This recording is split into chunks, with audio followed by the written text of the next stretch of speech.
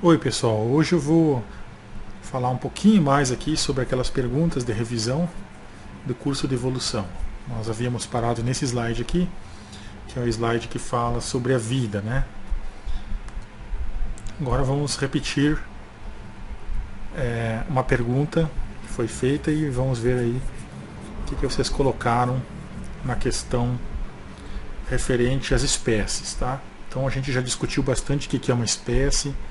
Tem o conceito morfológico, tem o conceito genético. E a gente vai discutir agora se seria possível essa questão aqui, tá? Uma fêmea de São Bernardo ser fecundada por um chihuahua, né? Geneticamente, a gente concorda, o consenso atual nos diz que São Bernardo e chihuahua são tudo ainda da mesma espécie, né? Cachorros no caso, né? Canis comunis, se não me falha a memória. Mas difícil, né? O chihuahua macho fecundar uma São Bernardo fêmea. Mas não é impossível, tá? Como a gente já comentou em outros slides aí, em outras aulas, se a fêmea estiver deitada, o chihuahua macho consegue fecundar ela, tá? E como vai nascer um cachorro provavelmente menor do que um São Bernardo, então não tem aquele problema, né? Muito problemático seria um macho de São Bernardo fecundar uma chihuahua fêmea, né? E talvez se fosse nascer um cachorro muito maior que o chihuahua e a fêmea ia morrer a dar à luz. Então essa questão é uma das mais simples, né? Essa questão aqui, ela é complicada, certo? Envolve uma grande discussão que também o Dawkins quem levantou essa bola aqui, que é objetos designados e objetos designoides, tá? Vamos definir então o que são esses objetos para nós entendermos o que é a casinha de barro. Ela é um desses, tá? Um objeto designoide, ele é um objeto que aparentemente foi feito por uma forma de vida inteligente, mas na verdade não o foi, certo? Vou dar um exemplo para vocês. E aí também envolve o que é inteligência, né? É uma questão complicada. Só questão complicada.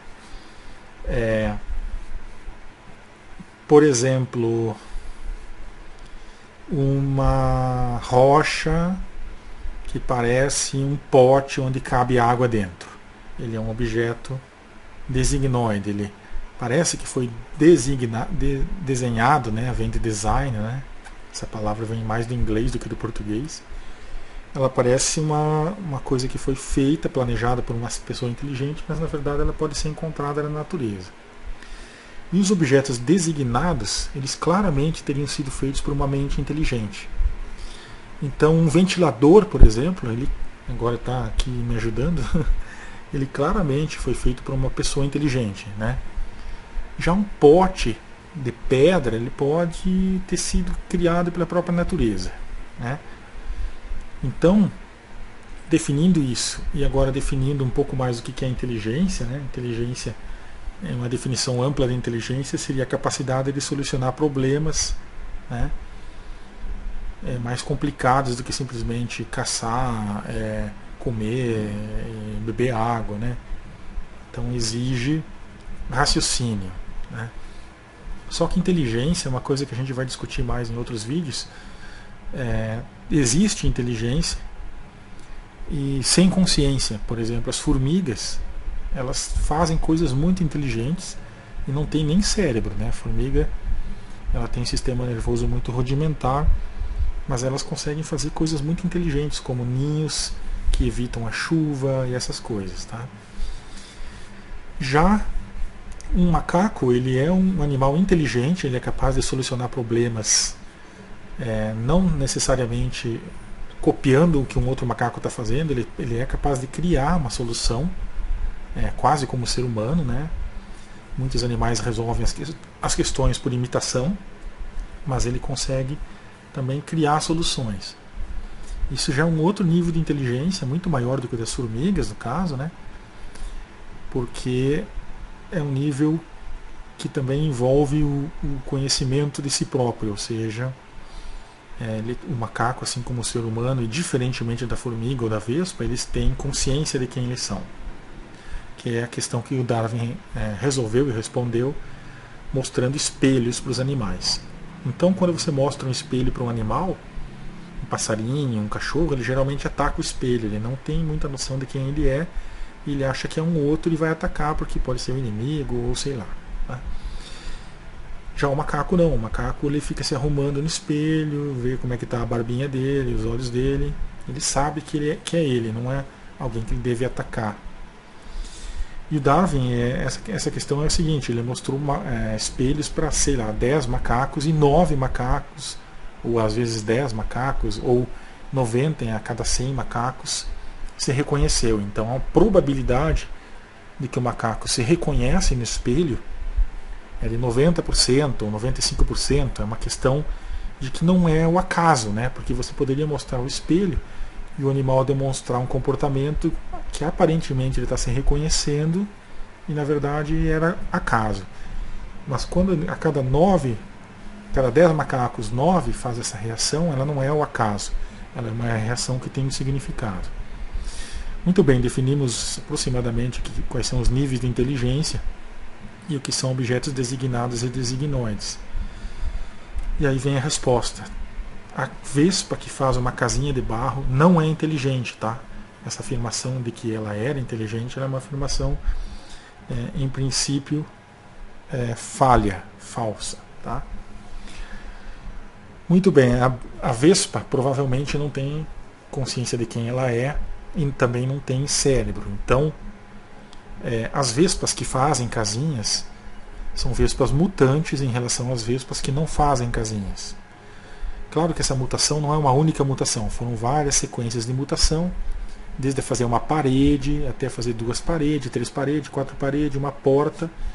E aí essa sequência de mutações fez com que algumas vespas fazem casinhas, fiquem protegidas, assim como seus ovos, e a partir disso essas vespas sobreviveram, reproduziram, passaram esses genes mutantes adiante, e as que não faziam isso foram extintas. Agora, se você mostrar uma casinha para a vespa e perguntar, você sabe o que você está fazendo? Ela, provavelmente, se ela pudesse responder, ela diria, nossa, eu não sabia que eu estava fazendo uma casinha. Tá? E isso é uma coisa extremamente controversa na biologia e que até se você falar com as pessoas, né, falar sobre isso com qualquer pessoa aí na rua, a pessoa vai dizer, nossa, como que ela faz uma coisa inteligente, ela não sabe nem o que está fazendo. O João de Barro é a mesma coisa, tá, pessoal? Sinto muito desapontá-los. Mas alguns pássaros, como os corvos, eles têm uma noção melhor das coisas, eles conseguem resolver problemas. Só que esse resolver problema de forma inteligente, ele também evoluiu nas formigas, ou até mesmo em alguns organismos mais primitivos, como algumas espécies de fungos, que eles são capazes de achar caminhos extremamente inteligentes para a comida. Só que um fungo que faz isso, ele é chamado de bolor limoso, ele é unicelular, e aí obviamente não tem cérebro, né? E como que ele faz coisas inteligentes?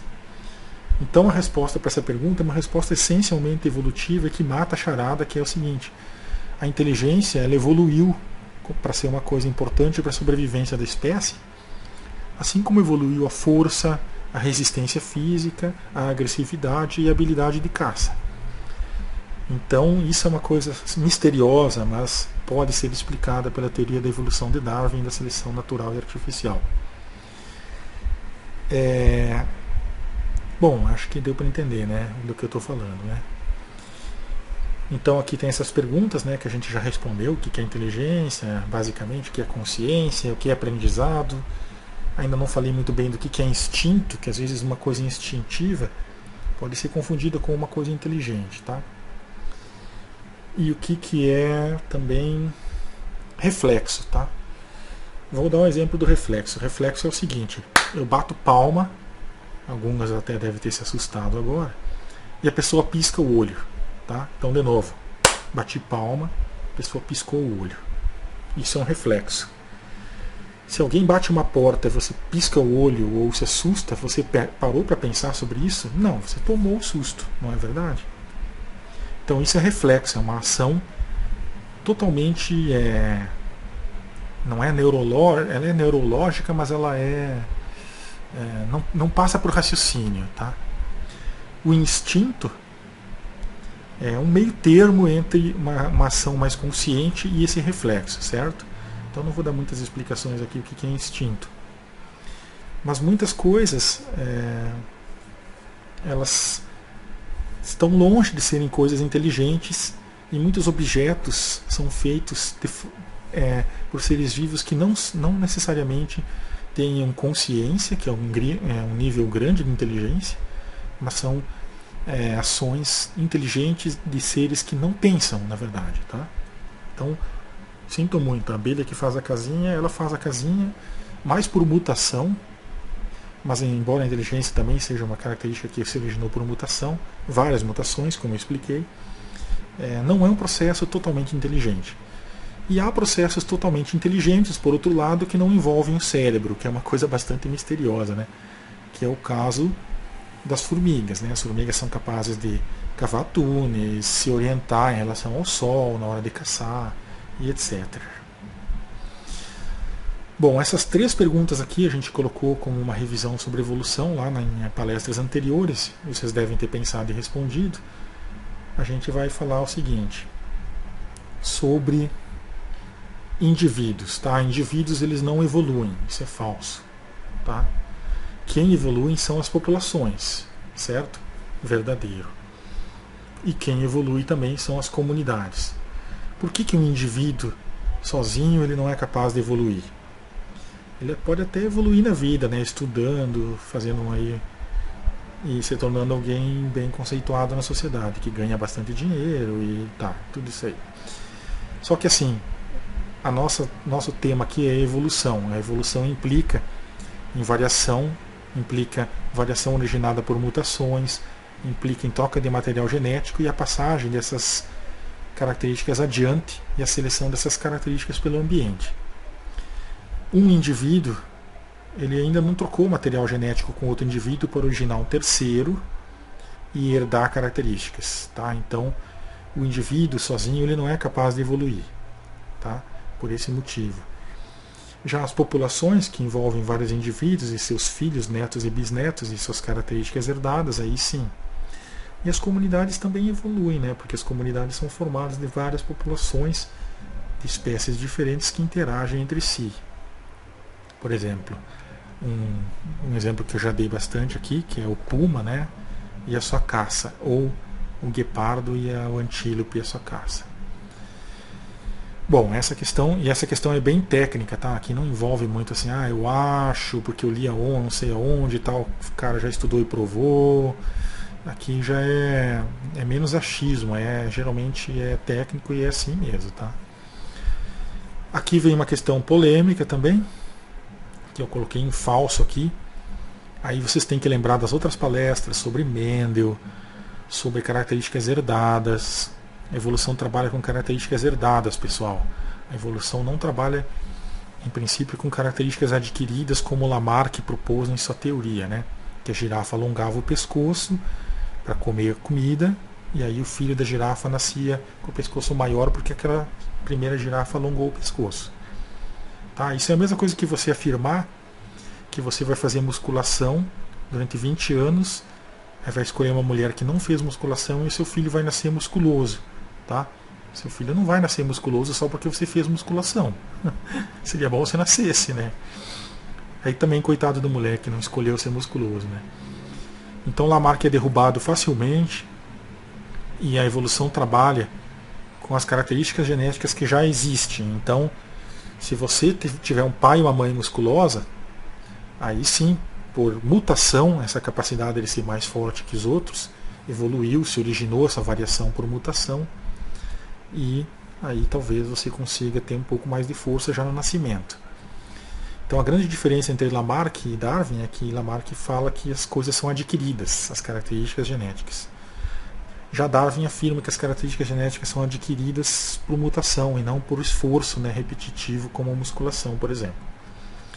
Nesse contexto, alguns cientistas que trabalham com o futuro da humanidade, pensando em como a tecnologia vai resolver os problemas da humanidade, já escreveram alguns livros e postulando, né, que talvez no futuro vai existir ciborgues, e esses ciborgues vão resolver todos os problemas, e vai ter micro-robô dentro da gente e tal. Beleza, tudo isso é interessante, tudo isso é legal, só que não é possível. Se você, todo mundo vai perceber que não é possível isso. Por exemplo, você nasce com um defeito no olho, aí você se transforma num ciborgue usando óculos. Seu filho não vai nascer de óculos, seu filho não vai nascer com marca-passo, tá? Então essas coisas, elas não vão entrar no nosso código genético, elas estão paralelamente ao nosso código genético. Parece meio óbvio, mas algumas pessoas estão afirmando que essas coisas poderiam ser incorporadas, né? Muito bem, o que acontece então com isso? O material genético que existe é o único material, por enquanto, que a gente pode trabalhar para evoluir a raça humana. Tá? Então, sempre que uma revolução de tecnologia acontecer, ela vai ser paralela à evolução humana. Ela depende da evolução humana, é claro, mas ela vai ser paralela. No sentido de que as próximas gerações de humanos, elas só vão ser melhoradas com base nas gerações de humanos e mutações existentes na própria raça humana, e não necessariamente em tecnologias incorporadas. Essas tecnologias, elas não vão nascer no seu filho. Isso é para responder a uma questão que é um debate ocasionado por esse livro aqui, ó, que é a Era das Máquinas Espirituais. Foi um livro que o meu irmão recomendou para eu ler há alguns anos atrás. Ele trabalha mais com essa área de informática, tecnologia, telecomunicações. Ele falou: nossa, lê esse livro aqui e me diz o que você acha desse livro. Aí eu li o livro e comecei a responder para ele: eu acho que isso aqui pode acontecer, isso aqui eu acho que não, porque nesse livro tem uma linha do tempo lá de que falando que as coisas vão se tornar exponencialmente, né, vão crescer muito em termos de tecnologia, a gente vai transcender a espécie humana. Tá?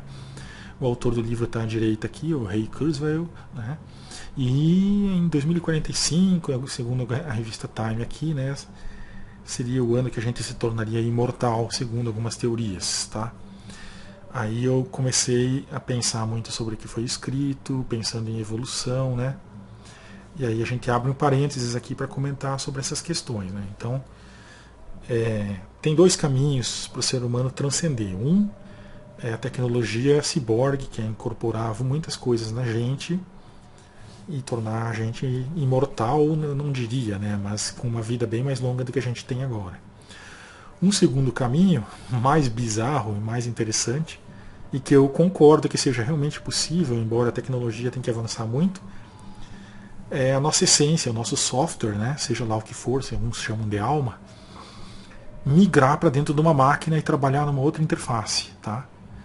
Isso eu acho mais possível do que um ciborgue com características hereditárias herdadas. Por exemplo, eu acho mais fácil o ser humano entrar dentro de uma máquina e passar a depender de energia simplesmente, e de máquinas que se copiam, e viver numa outra matriz que não o corpo fisiológico à base de carbono, do que o contrário, do que essas tecnologias entrarem e continuarem sendo herdadas alternativamente ao nosso código genético.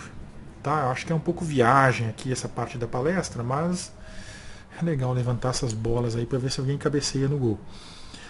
Pessoal, o que acontece? O Dawkins, no livro dele, O Gênio Egoísta, ele propõe um terceiro caminho. Terceiro caminho. O caminho da seleção artificial na espécie humana. Extremamente polêmico. Não fui eu que falei. Ele também não foi quem inventou isso. E ele só comenta no livro que há um caminho para trabalhar com o material genético existente na raça humana atualmente, para tornar o ser humano mais longevo, né? Naturalmente, tá? Eu vou explicar como é que faz isso, só que as implicações morais, éticas, religiosas, filosóficas, etc., não vão permitir, pelo menos em curto espaço de tempo, que isso seja feito. Porque envolve a reprodução humana, né? Mas é simples. Você faz o seguinte: na mulher, a época que ela vai morrer depende muito, em muitas espécies de seres vivos, na época que ela reproduziu pela primeira vez. Tá? Então, geneticamente tem uma espécie de programa falando o seguinte: nossa, essa mulher ela reproduziu com 13 anos. Agora ela cumpriu uma parte importante do papel da vida dela, que é ser mãe e passar os genes adiante. Então ela já fez a etapa, ela pode viver mais uns 15 anos para educar essa criança, né? Uns 20 anos. Na época de Jesus Cristo, lá as pessoas com 30 anos eram velhas e já estavam morrendo. E depois ela pode morrer e essa criança vai levar as cargas genéticas adiante. Então a solução está até numa página do livro, no livro do Dawkins, o Gênio Egoísta, acho que é a página 120 alguma coisa, 125. Depois vai aparecer aqui. Que se você fizer um programa de melhoramento genético da espécie humana, que é altamente fascista, você poderia selecionar de forma que as fêmeas da espécie humana reproduzissem cada vez mais tarde. Porque se elas reproduzissem cada vez mais tarde, enganaria a genética ou a variabilidade genética existente, dizendo o seguinte: não, ela não pode morrer com 60 anos porque ela acabou de reproduzir com 55 e ela tem que ter mais 40 anos para cuidar da criança. Então as mulheres iam morrer em média com 105 anos.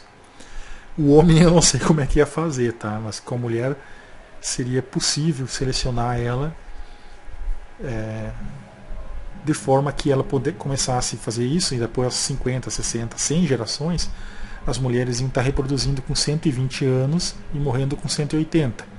Porque geneticamente ela ia ser desligada somente depois que reproduziu e cuidou da criança. É bizarro, interessante, mas fascista. Tá? Mas seria o terceiro caminho para a longevidade humana. Né? O Kurzweil, embora ele tenha colocado algumas coisas assim, né, no livro que são claramente não vão acontecer no período que ele falou, né? Tem outras coisas que já aconteceram, tá? Então o cara dá umas bolas fora, dá muitas bolas dentro, né? É interessante ler o livro e também sonhar com isso, né? Com uma vida mais longa, com uma vida melhor para todo mundo. Ele pensa no bem da humanidade, na verdade. Curiosidade sobre esse cidadão, que foi um dos caras que inventou o scanner, tá? Então o cara não é um tonto, né? O cara inventou o scanner. E aí surgiram várias reportagens há uns anos atrás sobre esse cara e sobre outros também cientistas que têm outras formas de chegar a isso, né? Com alimentação, com pílulas, com a questão da mitocôndria, evitar que a gente... os radicais livres, todo esse monte de coisas que poderiam ajudar, né?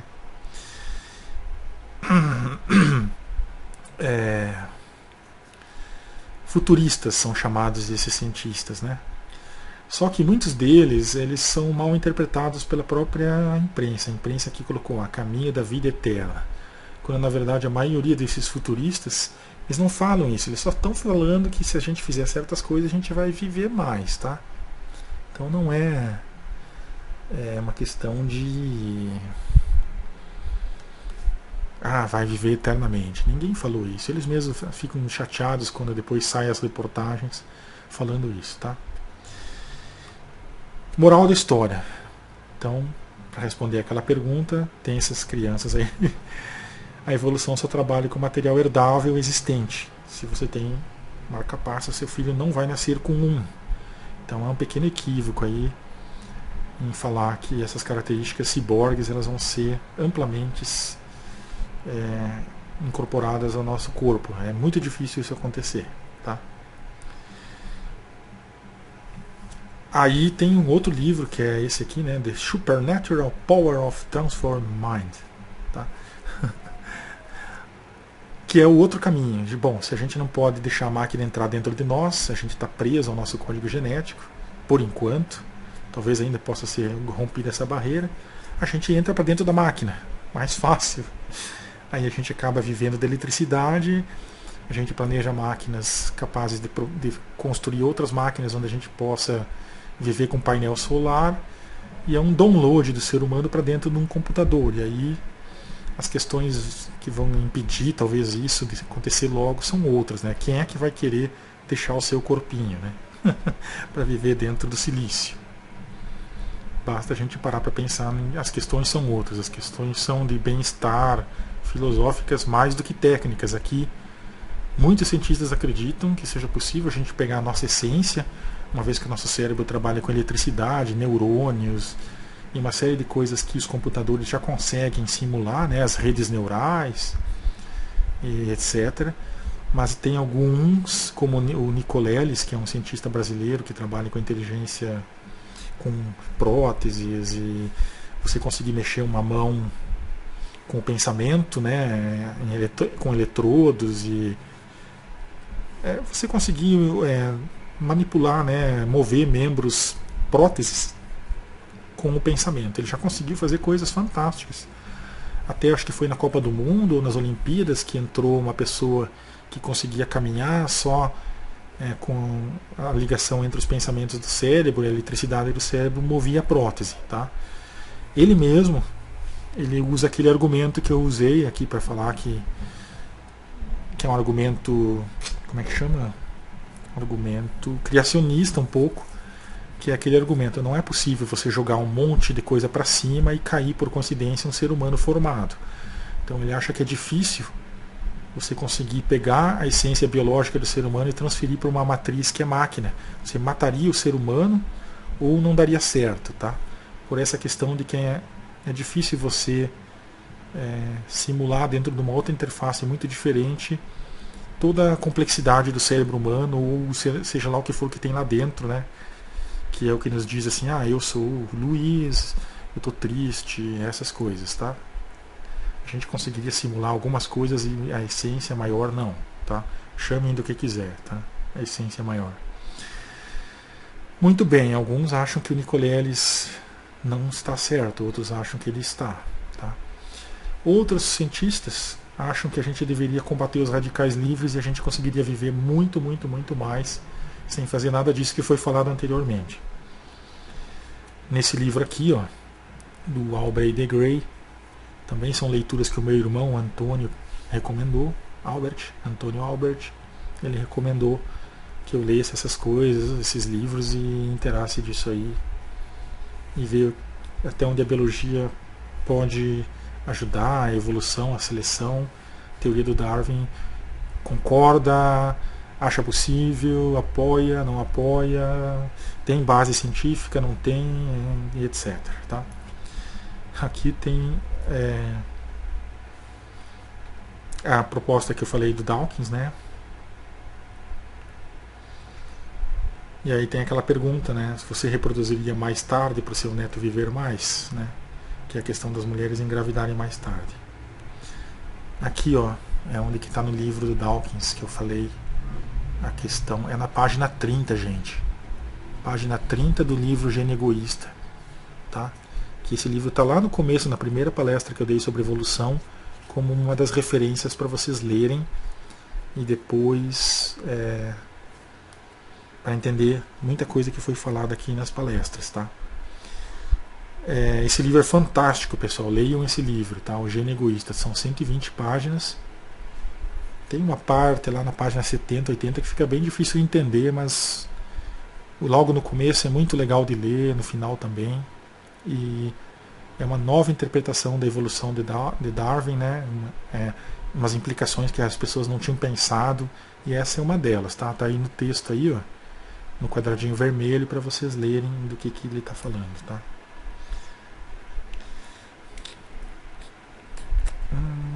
E aqui, né, aquelas relações que eu estava comentando, né? A sobrevivência anual. Os animais que sobrevivem mais são os animais que reproduzem mais tarde, tá?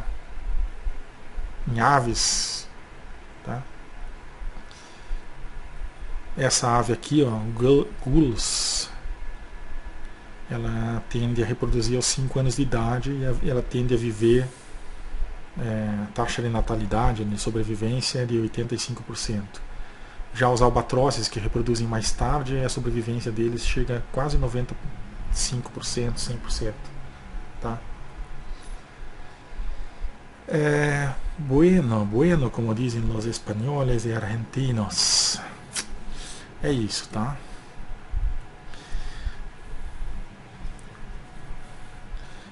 Aqui tem um experimento feito que deu certo com moscas, tá? Essa questão que eu estava falando, que é polêmica, das meninas reproduzirem mais tarde, em muitas gerações a gente teria mulheres vivendo muito mais.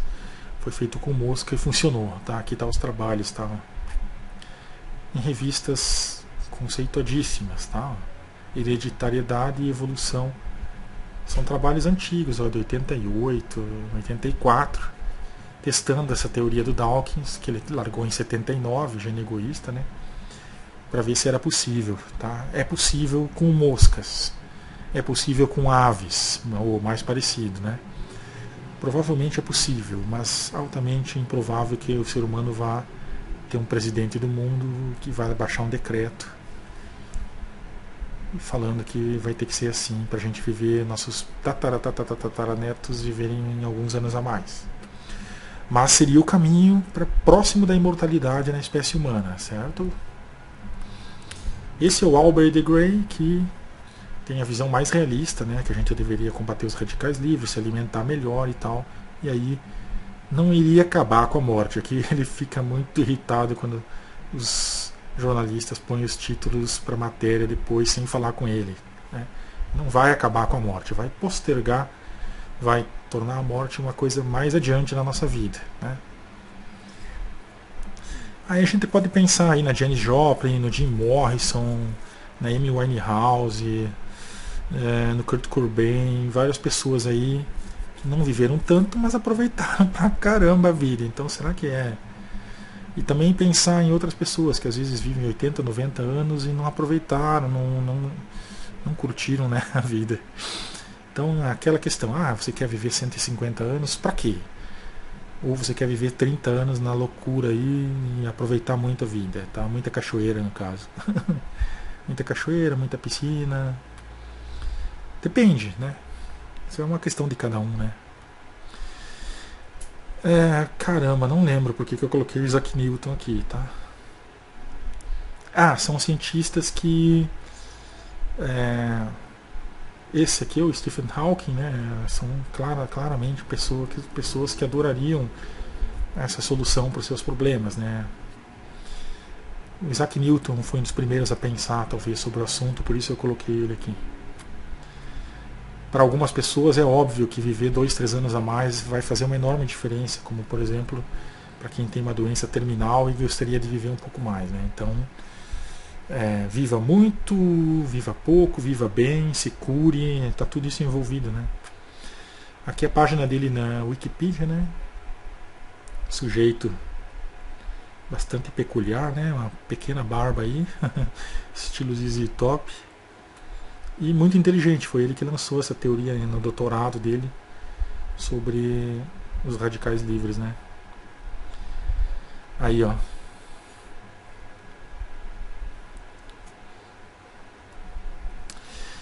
Questão agora das mais controversas na biologia é se o comportamento pode ser herdado, tá? A gente vai tratar dessas duas questões que são parecidas também, se as ideias poderiam evoluir.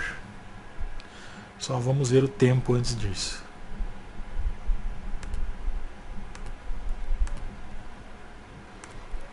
Então, pessoal, o comportamento pode ser herdado?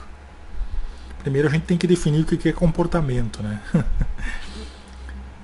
Vamos lá.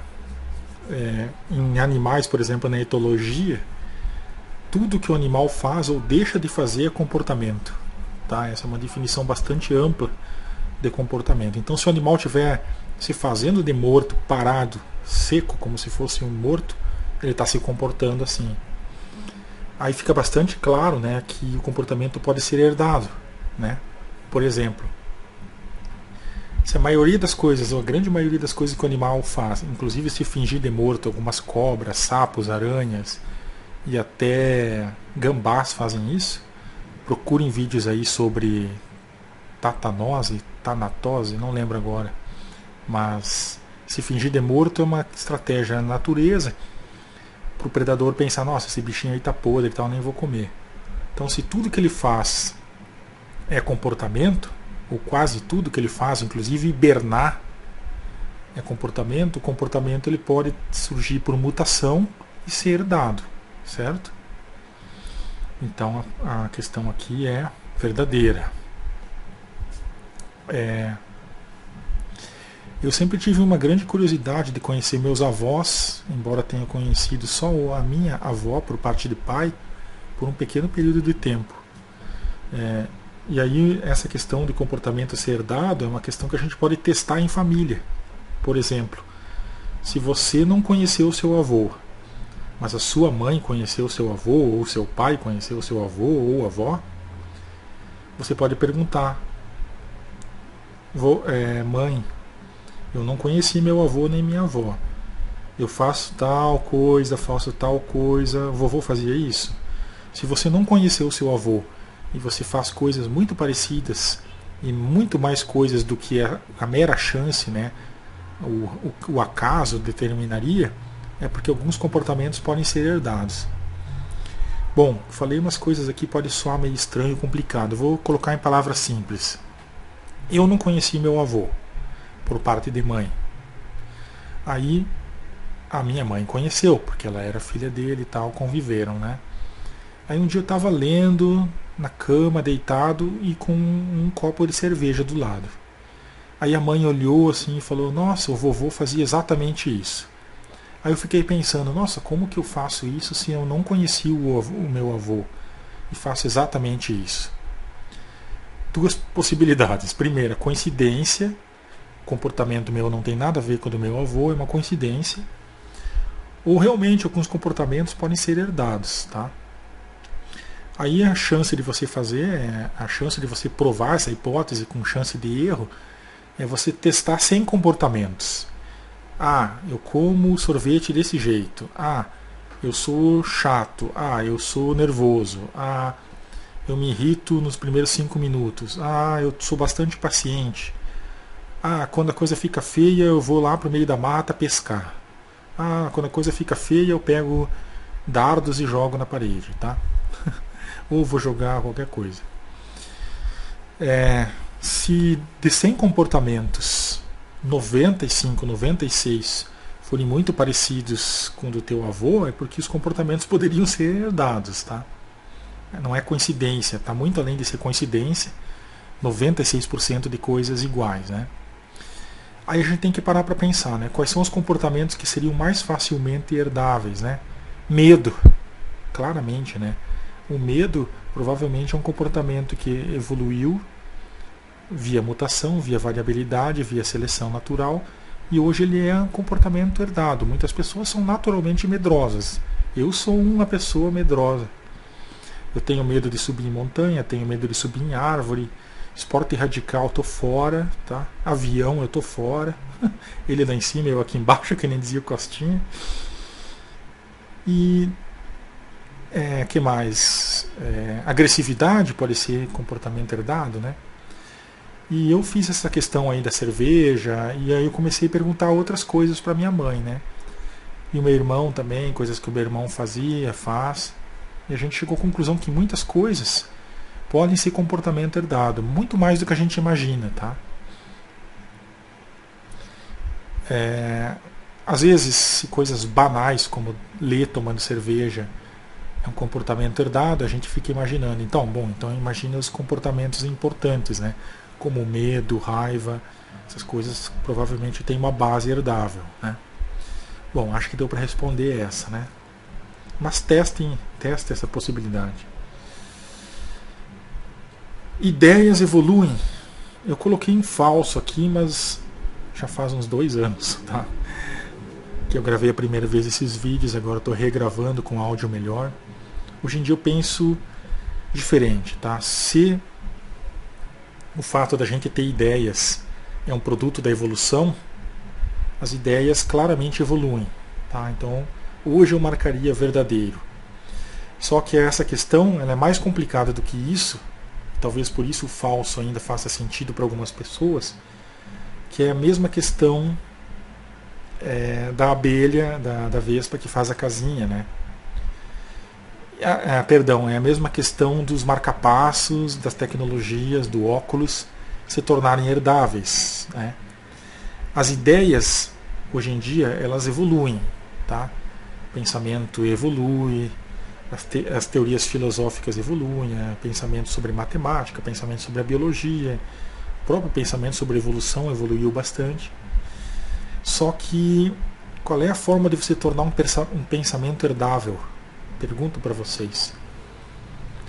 Se eu colocar o meu pensamento todo no YouTube, e o YouTube cair de moda, como caiu de moda o Orkut em relação ao Facebook, será que as minhas ideias vão continuar evoluindo e vão fazer a cabeça das pessoas? Uma forma mais brutal de falar isso se a gente perder os computadores, perder a capacidade da escrita, a gente vai continuar evoluindo como ser humano talvez, mas as nossas ideias elas não vão ser passadas tão facilmente, só de boca a boca, né, pela conversa, pela tradição oral que a gente chama. Então essa é uma questão que os antropólogos talvez sejam as melhores pessoas para responder para nós. E aí, como eu não sou nenhum antropólogo, até eu colocaria essa questão aí pro Pirula, né, que tem um blog também que fala bastante de evolução, para ver o que ele acha disso. Se as ideias continuariam evoluindo, se a gente perdesse a forma de registro, a herdabilidade das ideias, né? Qualquer pessoa que já fez aquela brincadeira do telefone sem fio sabe que quando você passa a tradição oral para várias pessoas, a história muda muito. Então, será que as mesmas ideias continuariam evoluindo? Por isso que tem um falso aí. Aqui tem, né, algumas matérias, até super interessante, né, mostrando o que seria essas ideias evoluírem, né? E se as ideias teriam um DNA, por exemplo, tá? Para algumas pessoas, aqui falando, uma teoria integrante, revolucionária, sustenta que as ideias têm vida própria, reproduzem-se como material genético e para sobreviver é preciso infectar o maior número possível de cérebros. Isso é chamado de memética, né? A teoria dos memes, né? Ideias que têm persistido, embora tenham surgido há pouco tempo, né? Nazismo, por exemplo, anarquia, partidos políticos, ideologias de nações, né? Grupos de nações até. O que é aqui? Não enxergo direito. Deixa quieto. Aqui alguns exemplos da evolução de algumas coisas. A evolução do rock and roll aqui, ó. Para alguns começou com trilhas de filme, né? E hoje em dia a gente tem lá, ó, pós-pop, folk, não sei o que. Seria a evolução do rock and roll. Tem um documentarista que fez vários vídeos, tem até no YouTube também, que é a evolução do heavy metal, a evolução de vários grupos aí, de várias tendências musicais. E ele usa um argumento bastante darwinístico para criar árvores, né? Que nem essa árvore aqui, qual gênero musical originou qual outro gênero musical, né? Prog, New Wave, esse da bananinha aqui nem sei o que é. Para algumas pessoas a música é um bom exemplo, né? Já está aí junto com a humanidade há um bom tempo, né? Mas aí eu volto a insistir. Até os próprios nazistas tentaram fazer isso, né? Queimar as Bíblias, né? Se nós queimássemos todas as Bíblias, fosse todo mundo louco, nazista, e queimasse todas as Bíblias, né? Como eles tentaram fazer em 1930 e alguma coisa, será que ia continuar existindo a Igreja Católica sem as Bíblias? É uma boa questão, né? Se bem que a Igreja Católica sobreviveu alguns anos antes dos Evangelhos. Será que é possível eliminar uma ideia tirando o material genético onde ela se reproduz, que são os livros, por exemplo? Bastante controverso. Aqui, ó. Quais são esses memes, né? Time de futebol é uma coisa bastante interessante, né? A evolução das ideias de você torcer para um time. Por que eu torço para um time? Porque meu pai torcia. Geralmente não é assim. Então, para time de futebol fica bem claro que as ideias podem evoluir, né? Religiões é um outro caso interessante, né? E aqui só para dar nos nervos de algumas pessoas, o melhor time de todos os tempos, né?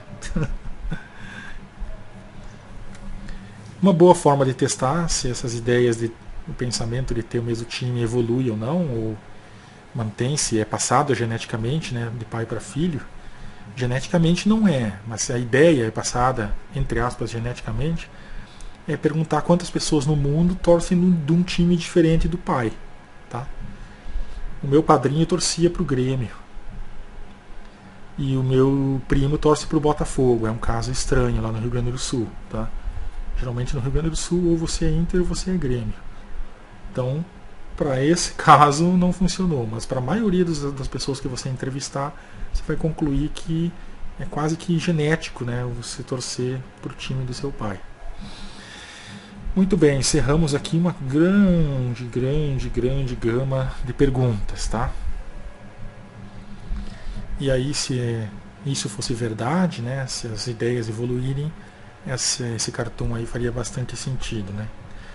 Agora, esse cartoon aqui faz bastante sentido para nós todos, tá? Leiam outros livros, não leiam somente um livro, pessoal.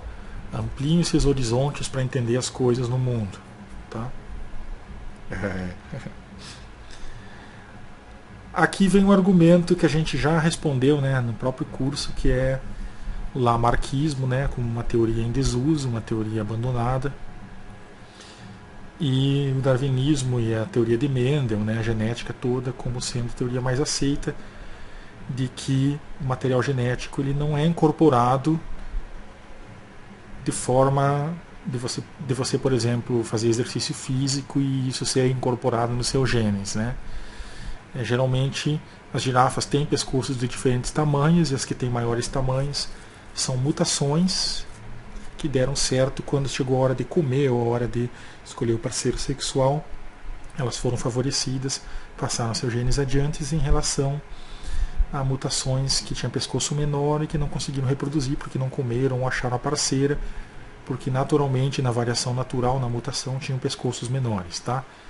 Então, alongar o pescoço e isso em ser incorporado ao material genético, e se o filho nascer com o pescoço longo porque o pai alongou o pescoço, é improvável, se não impossível. Falso. Tem uma tribo na África que as mulheres elas colocam uns anéis ao longo da vida e vão alongando o pescoço. Vai lá e pergunta se a filha de uma mulher dessas nasce com o pescoço longo. Não, tá? Então nem girafas, nem as tribos africanas, que têm esse costume bastante curioso, nascem. As características elas não são adquiridas, né? É isso que a gente está falando. Aí a questão do Lamarck, né? Esse é o Lamarck que criou essa teoria, que é uma teoria alternativa à teoria do Darwin e do Wallace. Não rola, tá? E aqui essas respostas que muito foi da discussão com o professor Fowler e aqui algumas que ele classicamente falava para nós, né, em conversas informais, tá?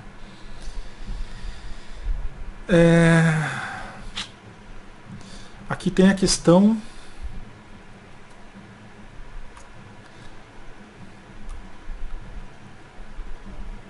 da teoria do Van Halen, tá? Não é esse aqui da esquerda, é o da direita, tá?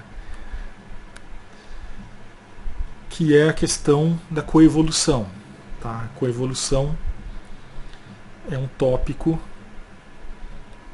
que a gente ainda não tratou muito aqui, que é um dos motivos pelos quais as girafas tendem a alongar muito o pescoço, os guepardos tendem a crescer muito a sua velocidade, e tem vários exemplos que é o mecanismo evolutivo pelo qual os extremos na vida surgem e não você alongando, forçando o pescoço vai passar o gene adiante. É pela variação que existe nas populações, selecionada com o exemplo clássico do Van Halen, que é chamada também de hipótese da rainha vermelha, que é a coevolução, ou seja, alguns organismos eles estão presos, pares de organismos ou até mais, em corridas de cavalo, corridas evolutivas, que você tem que correr o máximo possível, como falou o Lewis Carroll, que escreveu Alice no País das Maravilhas, para permanecer no mesmo lugar.